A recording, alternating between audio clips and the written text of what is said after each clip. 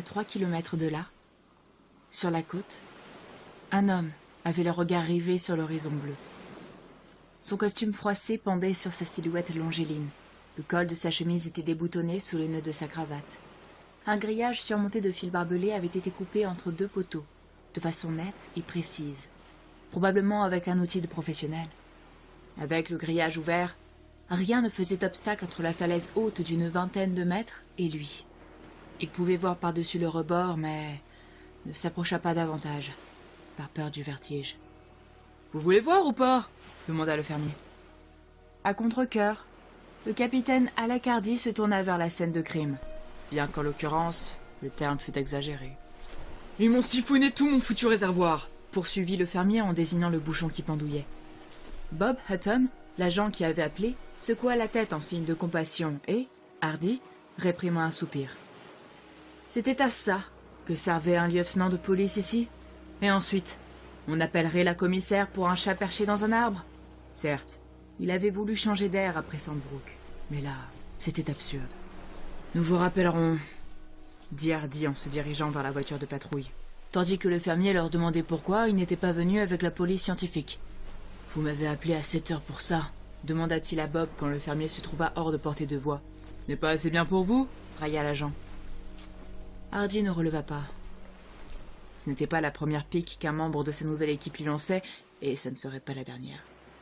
Il n'aimait pas le fait qu'il vienne de l'extérieur, et bien sûr, son histoire l'avait précédé. « Je viens de recevoir un appel, » dit Bob, en changeant de ton. « Le garde-côte a signalé quelque chose sur la plage. »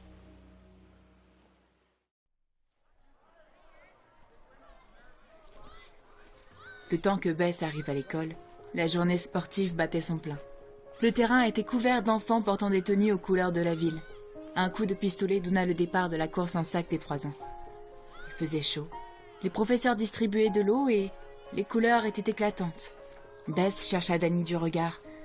Elle pouvait d'ordinaire le repérer dans la foule en quelques secondes. Ce n'était pas tant son apparence que sa façon de se mouvoir qui attirait son attention. Sa démarche de préadolescent avait récemment laissé place à un roulement de mécanique qui était du marque tout craché. Où était-il? Elle plissa les yeux sous le soleil et reconnut mademoiselle Chérez, l'institutrice de Danny. Elle s'avança vers elle, la boîte de repas à la main. Son regard fut attiré un instant par Holly Stevens. Il était là en tant que journaliste, pour l'écho, persuadant les participants de la course à la cuillère de prendre la pose à la Usain Bolt pour la photo. Il occupait ce poste depuis plus d'1 an et ne cachait pas son ambition d'écrire pour la presse nationale. Mais Bess n'arrivait toujours pas à l'imaginer comme un véritable journaliste. Peut-être parce qu'elle l'avait connu adolescent et ne s'habituait toujours pas de le voir en costume cravate plutôt que dans son uniforme de lycéen. Elle le vit ranger son téléphone pour se saisir d'un bon vieux carnet de notes et d'un stylo pour y noter les noms et les âges des enfants. « Danny n'est pas avec vous ?» demanda mademoiselle Chérez à peine Bess assise. Cette dernière rougit. « Ne me dites pas qu'il a fait l'école buissonnière. »« Je pensais qu'il était ici ?» dit-elle. Le visage de mademoiselle Chérez se fit plus inquiet. « Non, nous ne l'avons pas vu depuis hier. »« Nous non plus. » pensa Bess. 2 images claires lui vinrent à l'esprit. Le lit parfaitement fait et la boîte repas sur le comptoir. Son cœur battit à la chamade, et la panique qui commençait à l'envahir lui provoqua des sueurs froides. Elle s'obligea à rester calme.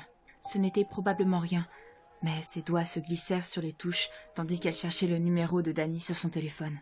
Elle tomba directement sur sa messagerie et s'efforça de garder un ton détaché, car elle ne voulait pas qu'il s'imagine qu'elle était ennuyée, bien que, si elle découvrait qu'il avait séché l'école, elle... « Danny, c'est maman, » dit-elle après le signal sonore. « Tu n'es pas à l'école.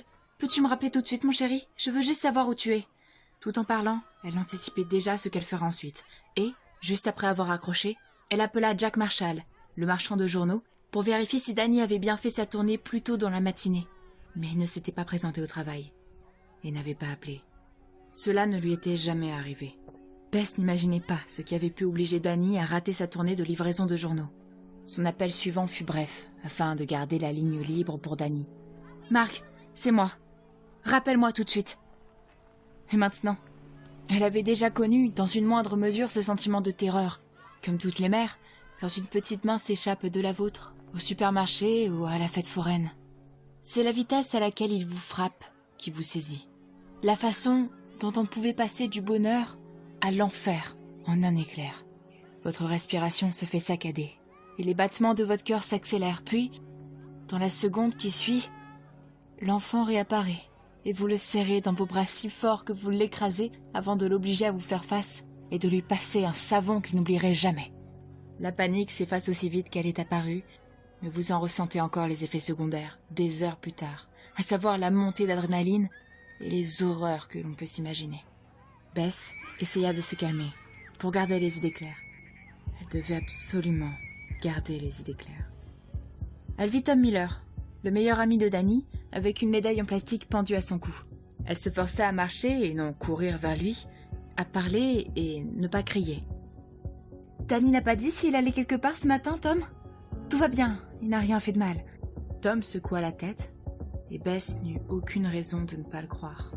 Malgré l'angoisse qui l'étreignait, elle demanda calmement à mademoiselle Chérez de l'appeler, si elle voyait Danny.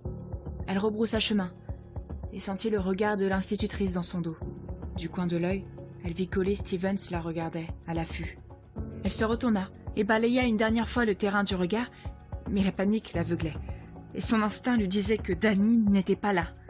Où se trouvait-il alors ? En ville ? Sur la plage ? Elle courut à sa voiture en cherchant ses clés.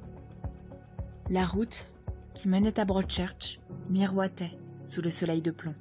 Les gaz d'échappement conjugués aux brumes de chaleur rendaient les plaques d'immatriculation floues. Bess avait posé son téléphone à côté d'elle, sur le siège passager. Elle le contrôlait sans cesse, vérifiant le volume et le réseau. C'était encore la période scolaire, mais il y avait un embouteillage digne des vacances d'août en pleine canicule. Les automobilistes protestaient à grands coups de klaxon. Quelques années plus tôt, on avait évoqué l'idée d'élargir la route ou de construire une rocade. Bess avait été l'une de ceux à s'y opposer et, à présent, elle le regrettait. Qu'il recouvre tout ce putain d'arrière-pays d'asphalte, si ça pouvait lui permettre d'arriver plus rapidement en ville. Personne n'aime les bouchons, mais elle les détestait particulièrement. Elle en faisait des cauchemars. Elle n'aimait pas se retrouver confinée. Et là, encore moins que d'ordinaire. Elle avait l'impression d'être prise dans un cube de verre qui se remplissait rapidement d'eau glacée. Elle n'arrivait plus à respirer. Elle résista encore quelques secondes avant d'ouvrir la portière et de bondir hors de son véhicule. Elle demanda à la conductrice de la voiture devant elle ce qui se passait. « Il paraît que la police est sur la plage, » répondit-elle. « Ils auraient retrouvé un corps. » Corps. Police. Plage. Corps. Police. Plage. Danny. Son sang ne fit qu'un tour, électrisant tout son corps. Elle se mit à courir en laissant les clés sur le contact et la radio allumée. Un camion de police, roulant à contresens, la dépassa, le son de la sirène engendrant un effet Doppler sur son passage. Bess eut tout juste le temps de lire police scientifique sur le côté. Elle accéléra. Elle avait le sentiment de pouvoir le dépasser.